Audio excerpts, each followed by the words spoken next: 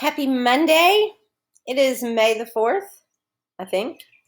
And this week is going to be a really cool week. A little change of pace, not so much reading, more listening. So, we're going to be talking about stories, narratives, especially personal ones. And why are they important? So, the name of this week's lessons are, quote me on that, listening to the words and wisdom of others and using them to write. Your assignments are embedded in the slideshow. So you can click through here, and I have highlighted where you need to reflect on the material for each day. I have put in place a schedule for you. So if you'll notice, this is all introductory material. This is the video for today. There's something that you need to read for today. It's a short quote. And then you're going to answer this by tomorrow. So you can split up what I go over in the beginning of this video.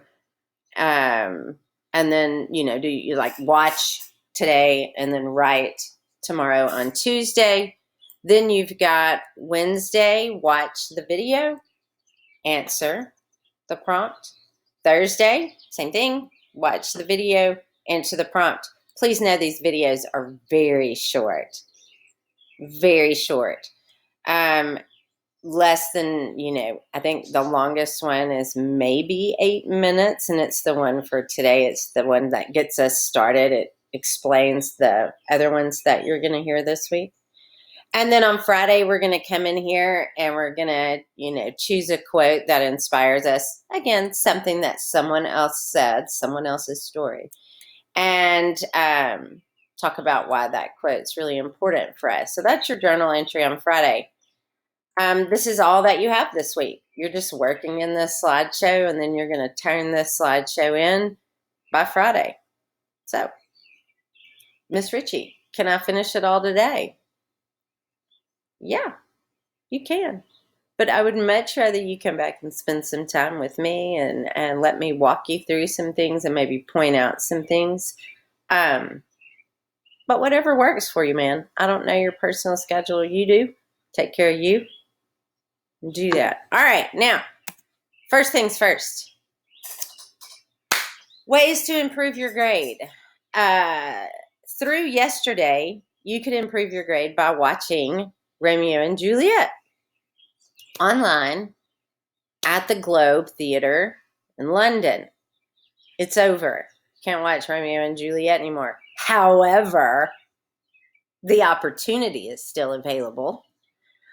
But the play now is a play called Two Noble Kinsmen. And let me tell you a little bit about that play. There will be an assignment in Google Classroom that says how to improve your grade. And it will last through May the 17th. And it will be just like this. It's a slideshow. And there are 5 slides where you need to go in and fill in information about the play that you watched. Again, the one that you would be watching would be Two Noble Kinsmen. A little bit about this play. It was not published in his first folio. He collaborated on this play with a guy named John Fletcher, who was an, sort of up-and-coming playwright. Shakespeare was on his way out the door. This is one of his later plays. One of the cool things about his later plays is there are more female characters. In his earlier plays, there aren't very many female roles. For example, Romeo and Juliet, there's the nurse, Juliet's mom, Juliet. Now, Romeo's mom is in there, sprinkled in there occasionally too. So 4. Wow. So this has a lot more female roles. So, maybe they were young, and these roles had to be played by young men. And so maybe at the time of later in his life, there were more actors available, or maybe he started to realize how important females are to the story, So just an interesting observation about his later plays, this being one of them. This is a comedy. This is not like Romeo and Juliet, which is a tragedy. In Romeo and Juliet, we suffer a loss. Our two characters, we have two main characters in that one, Romeo and Juliet, both die primarily because of a fatal flaw. Juliet, very headstrong. She's going to make her own decisions, not her dad.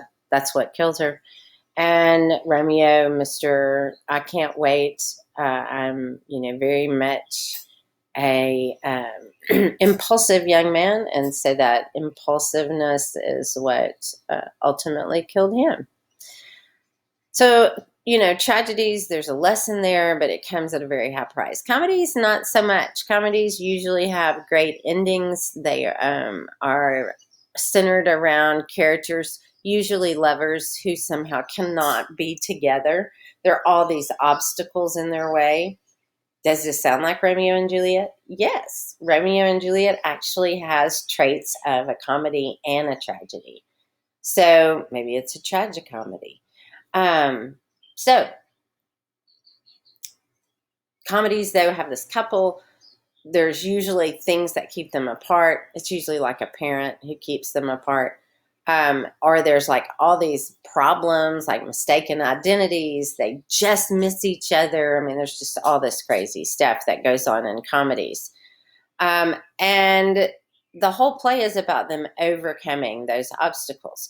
Just like in Romeo and Juliet, there are multiple storylines going on throughout the play with different groups here. This particular play looks at friendships and relationships, like loving relationships, romantic relationships, just like Romeo and Juliet does too. So you see a lot of echoing between these two plays. Friendships and love, like romantic relationships, are both really important. This play looks at, which one's more important? Why is one more important than the other? And it also examines fate. That we don't have any control over our lives. Sometimes events just happen, and that's what determines, sort of what type of person we are. So it looks at that, do we have control over what happens to us, or do we not? And so we've got these characters trying to control their lives by praying to different gods. Like one prays to Mars, one prays to Venus, the goddess of love. We'll look at that, or you'll look at that whenever you watch the play. And then, we sort of just accept what has happened to us, and this was part of our story. And so you see a little bit of that here, like the soldiers in the story are taken prisoner. The sister is just going to become the bride of whoever wins this jousting contest. So people who just sort of accept their fate, like, this is my story, this is what's going to happen to me. And I think that we see Archaite, who's one of our characters, say it when he says, "So hoist we the sails that must these vessels port, even where the heavenly limiter pleases." So referral here, the sails, that should be a key word in this phrase that tells you this is about ships. And when we think about ships at sea, how much control really do they have of the wind, of the water? And the answer is absolutely none. And so to some extent, that heavenly limiter, the gods, or the god, whatever he's referring to here, is a higher power that makes that decision for us. So again, this is a great play. Just to kind of give you some idea of characters, you've got the play opening with the king of Athens. His name is Theseus. He's getting married to Hippolyta. It's a big to-do. If you've ever read A Midsummer Night's Dream, you would have known this story as an opening for that play as well. Theseus and Hippolyta are getting married. It's a big deal. In this play, though, we've got 3 women or 3 queens who come in, and they're wanting Theseus to declare war against the king in the neighboring town of Thebes. His name's Creon. So you got Theseus of Athens. I may have just messed that up and said that. But Theseus is over king of Athens. Creon is king of Thebes. Creon is from a Greek tragedy called Oedipus. And Oedipus, gouges his eyes out. Creon is his brother. And so after Oedipus dies, the story continues. And so Shakespeare would have read Oedipus. Like, everybody that watched this play would have been familiar with that. So those are our characters. The queens want Theseus to go start a war with Creon. He does. And Creon has these 2 nephews who decide that they're going to go fight. They're going to go do the right thing and fight for their uncle. They don't like him, but they're going to do it anyway because it's just the right thing to do. It's a good character. Their names are Palamon and Arcite, and they end up being taken prisoner by Theseus. And while they're in jail, they see Hippolyta's sister, Amelia. And, up to that point, they were like, man, we are best friends. We're going down together. Bros forever, man. Not true. When they see Amelia, they're like, I love her. And he said, no, I love her. And so that's what they were determined to do when they got out of jail, was to go find Amelia. And this causes a problem for their relationship, their friendship, which again had been so close up until the woman. And so Arcite is let out. He's like freed, but he doesn't leave. He sticks around Athens to try and find Amelia. Palamon ends up meeting the jailer's daughter, and the daughter falls madly in love with him. And so she lets him out. And he and Arcite meet up. They decide that they're going to fight over Amelia, and whoever wins is going to get to marry her.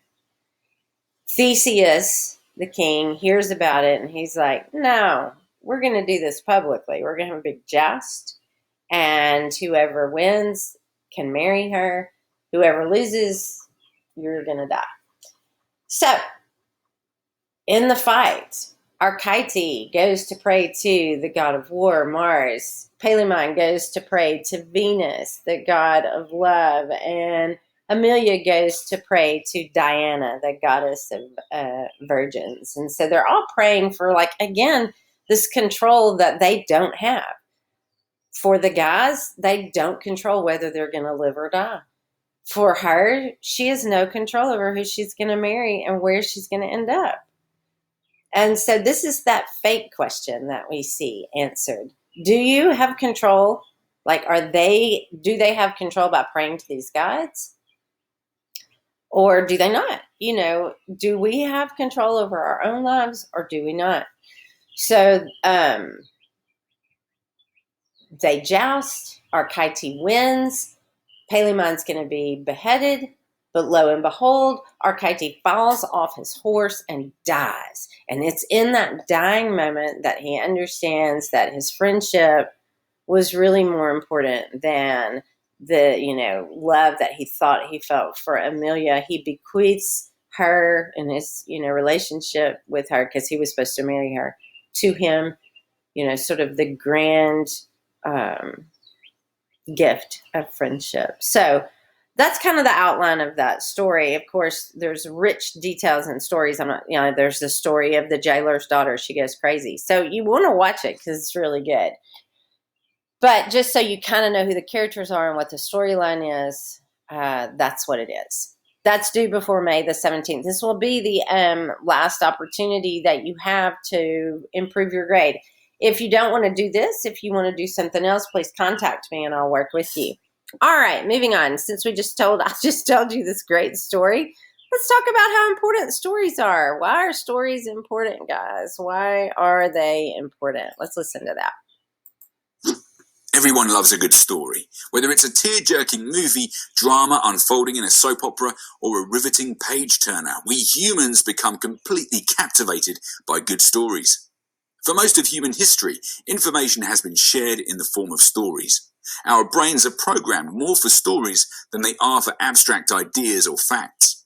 A good story helps people interpret the facts and see a bigger picture. And if you're the one telling the story, you can influence the way your audience interpret facts. This means storytelling offers distinct advantages over other types of communication. Firstly, stories can reach all types of people and employees, regardless of age or educational background. In addition, stories help people remember facts. So much so, cognitive psychologist Jerome Bruner claims that a fact wrapped in a story is 22 times more memorable than the fact told in isolation. Finally, stories can reach all types of learners. Neil Fleming's VARK model suggests there are 3 key types of learners: visual learners, auditory learners, and kinetic learners. Stories get through to all 3 types. The emotion and feelings of stories connect with kinetic learners, a story's imagery influences visual learners, and the vocabulary appeals to auditory learners. So, cool fact that you got from that video about stories might have been that people connect with stories. When you use a story, it definitely creates more of a connection for your audience.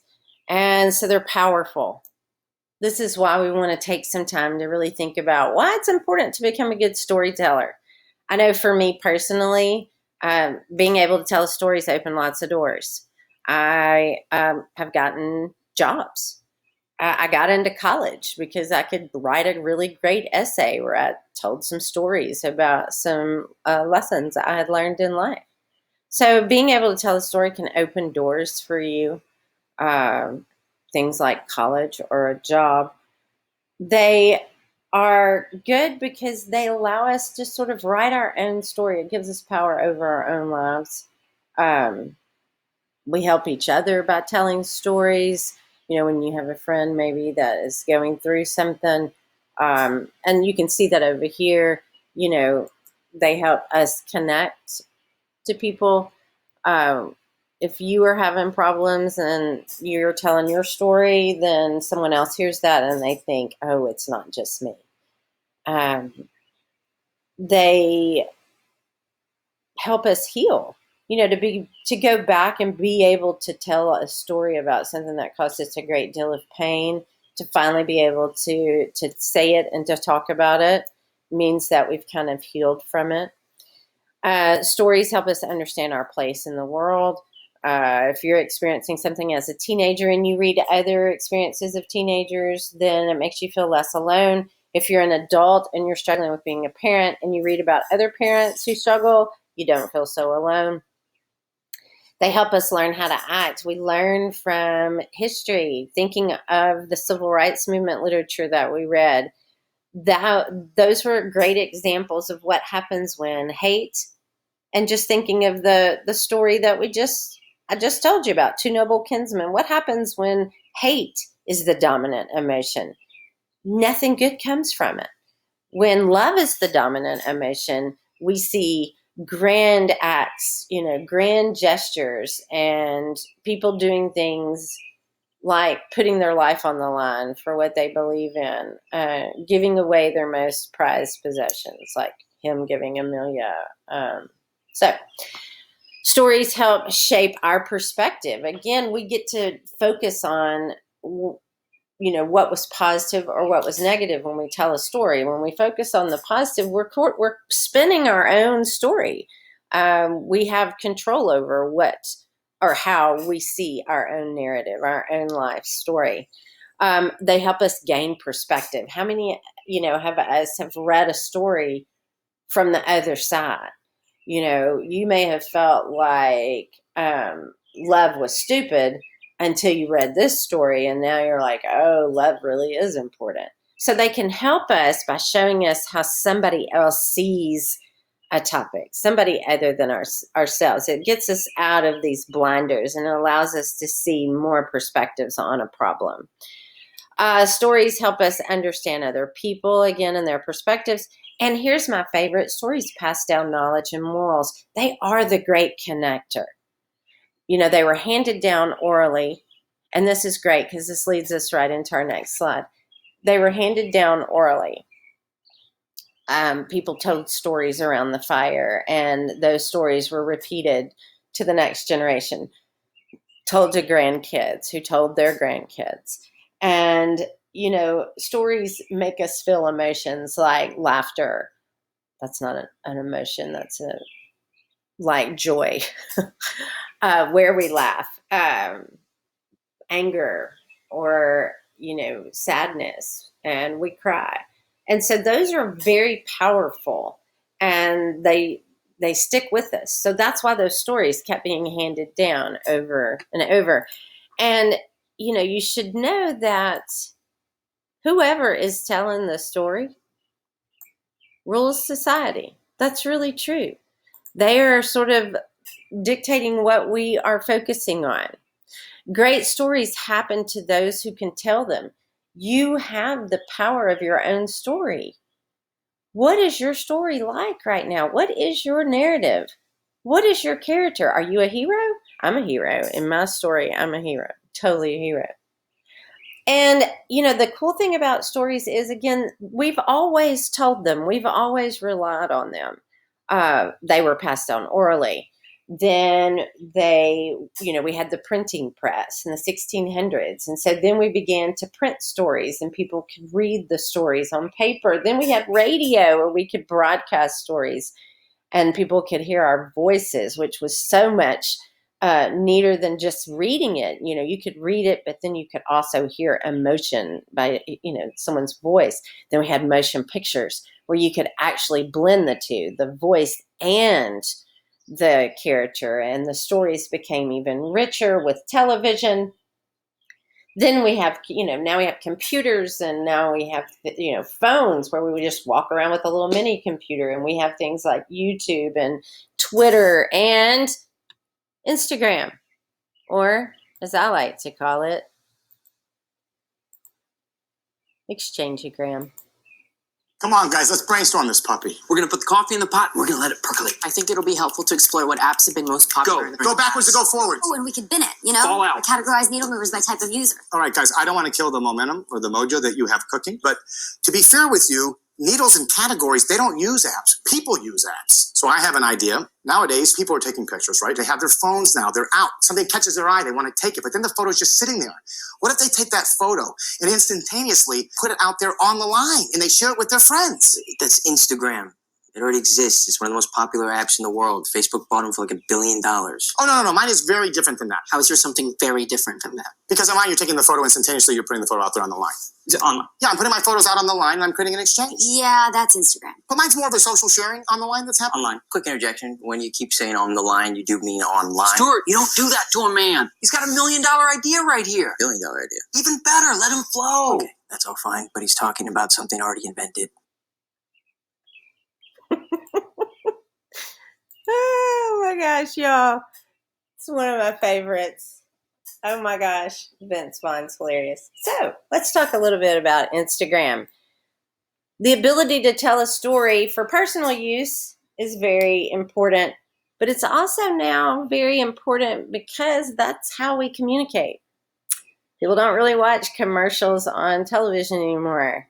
We are all on our phones all the time. So thinking as far as your career goes, are you going to be able to tell a story? If you're becoming a, blogger or photographer, or, like you go around and you write reviews about restaurants, you need to be able to tell a story.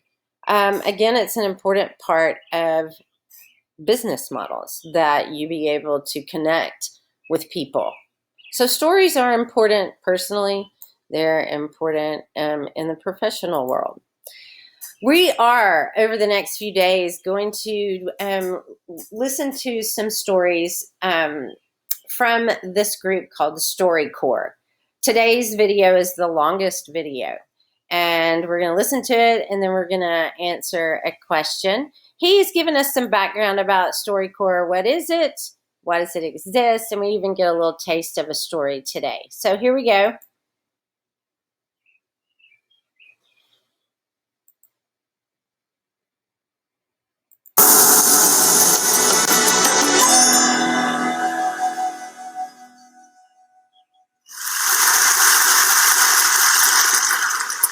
So a year ago, I stood on this stage with a dream to see if we might be able to use technology to scale the incredibly intimate StoryCorps interview experience.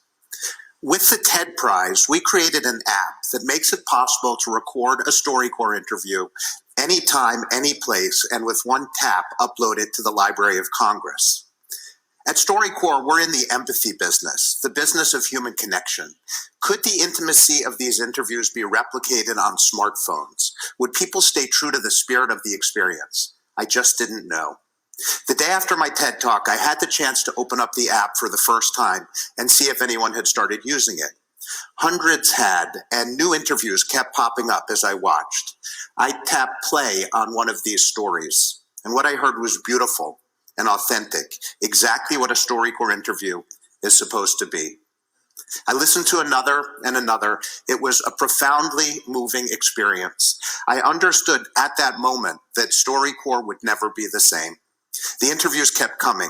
In basements and bedrooms, in kitchens and classrooms and cars, through this simple act of recording, people were asking questions they'd never otherwise ask. They were being generous. They were connecting. Like an interview that was recorded in a parking lot of an Applebee's restaurant in Waterloo, Iowa. Kara Mosteller spoke to her grandfather, James Kennicott, in the front seat of her car. Here's a very brief excerpt of that interview, along with some commentary from Kara. How did you know that Grandma was the one? Well, she was a good looker. We fit together, really good pair. My grandma, everyone referred to her as like a spicy meatball. She swore a lot, but she looked so innocent that no one ever expected her to say the things that she said. What are keys to a happy marriage? If something happened, just say I'm sorry and get it over with. I just say, I'm sorry, I love you. I was really surprised by my grandpa saying sorry. I've never heard him say sorry. Are you happy about the life you've lived? Oh, yeah. It wasn't the easiest life back in them days. Mother died when I was 4, and it was a tough life. Last April, he was diagnosed with Alzheimer's, and I had never heard him say much about it. What do you think about Alzheimer's? I know it's not a very pleasant sight to see. He said, I don't know what it would be like to have it. That was difficult for me. So then I had to ask a follow-up just out of, self-preservation, because I thought I was going to cry. As people age, do you have any advice for them about getting older? It's coming. Don't fight it, just roll with it. I mean, real life, live it. It's wonderful. Thank you, Grandpa. After the interview, my grandpa and I talked a lot more. The last thing he said before we got out of the car was, "Let's give him hell, kiddo."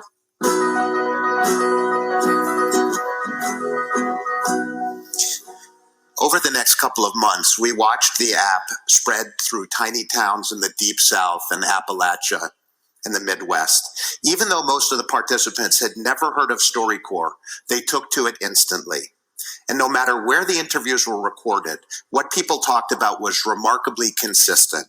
They talked of childhood and family, of love and loss and dreams, those great themes of human existence. So at the end of the summer, we decided to test if the app could scale and started reaching out to history teachers across the country to see if they might ask their students to honor an elder over Thanksgiving weekend with a StoryCorps interview.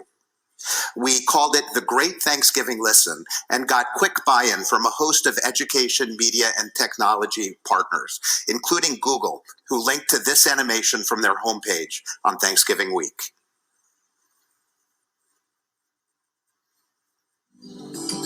We can find wisdom and poetry all around us. All we have to do is listen.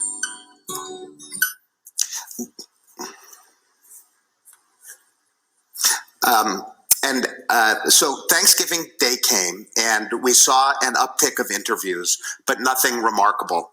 Same thing the day after and the day after that. It was disheartening, but not totally unexpected.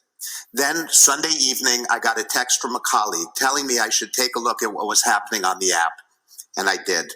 Suddenly, there were thousands and thousands and thousands of interviews flooding in from students across the country. I was reminded at that precise moment of another great human truth, that kids wait until the last possible minute to do their homework. In all, 50,000 interviews were uploaded over the Great Thanksgiving Listen weekend, as many as we'd recorded in the first 10 years of StoryCorps combined.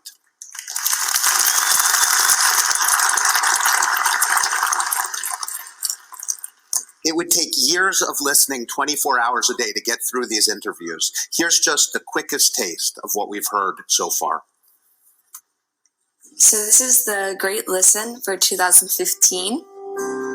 I'm here with my grandmother, Nana Fran. And I'm speaking with my mama. I have my greatest grandmother in the whole universe here with me today. I am recording my grandmother. Say hey, Grandma. Hey. And I'm speaking with my grandpa. So, Grandpa, hi. Hi, Samantha. Ask me anything, darling. I'm speaking with my bubby, Irma Gershkowitz. How do you do? It's nice to be on this phone with you. Thanks to you, the TED community, for all you've done to help make this wish come true. We live at this moment when our means of communication are advancing so quickly, while at the same time, in so many ways, we don't seem to be able to hear each other anymore. A nun named Mary Lou Kanacki once said, "It's impossible not to love someone whose story you've heard." And I've seen over and over again how listening to people's authentic stories, especially the stories of those we might otherwise fear as strangers, can help us recognize a little bit of ourselves in others, and in doing so can build indelible bridges of understanding. Because when you hear these interviews, no matter the politics, race, religion, or class of the participants, there can be no doubt that there is so much more that we share in common than divides us, and that if we spent more time listening to each other and less time shouting, how much stronger we would be. I heard someone say recently that hate is louder than love, and there's truth to that. But at this moment of fierce political divide in the United States, when intolerance, fear, and xenophobia are on the march, when the hate can feel deafening at times, we're going to keep working with every cell of our bodies to turn up the volume on love.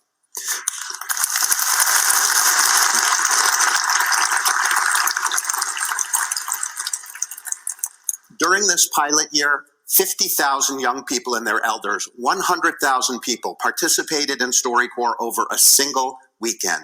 Imagine the connections that can be made and the voices and stories that can be honored in the years to come. There is so much important work ahead. Again, boundless gratitude to you all for helping to bring our wish to life. This is only the beginning. Thank you so much. Thank you.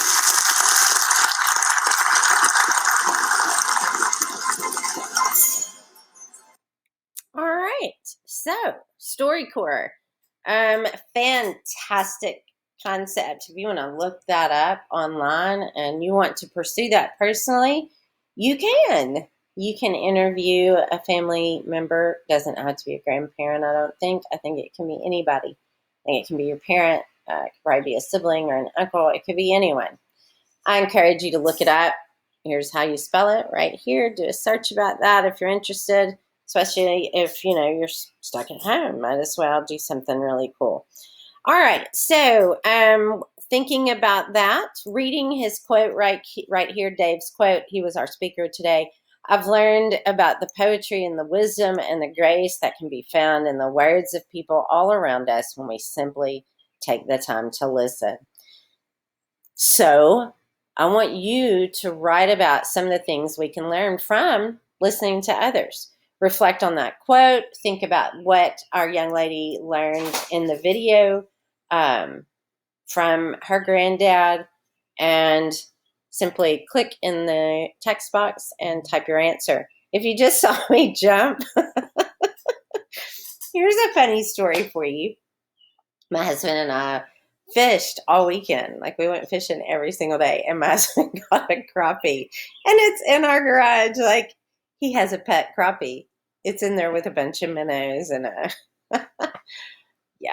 Anyway, so pet crappie, we'll call him Sam. Sam the crappie is living with me. So anyway, all right. So go ahead and type your answer here. This will end the video for Tuesday. I will be back on Wednesday, and we will listen to Betty's story, and then we'll take a few minutes to write. Again, this won't take you but 10 minutes maybe on Wednesday to do. Thursday, we'll do the same thing, a very short video, and then answer. And then Friday, we'll come back and I'll talk to you about what we're going to do on Friday with this. So don't turn in your slideshow until you get all of your slides done. If you want to quit on slide 7 today, you certainly can. Have a good Monday and Tuesday. I have office hours today at 11. I have them anytime you need them by appointment, and you can email me. Quick reminder, Mother's Day is this weekend. You should buy your mom a present or make her something. Do the StoryCorps thing with your mom. What an amazing gift to give your mother. You know, she would be uploaded in the Library of Congress. Oh, wow. Plus, listening to her story makes her feel like you care about her story. Also, it is Teacher Appreciation Week. So on this Friday, I will be cutting out at 11. I will not have office hours on Friday. So again, if you need to see me this week, let me know, and I'll set up office hours with you personally. Otherwise, I'll see y'all today at 11 for any questions about the assignment. I'll be back Wednesday. Have a fantastic Monday and Tuesday. See ya.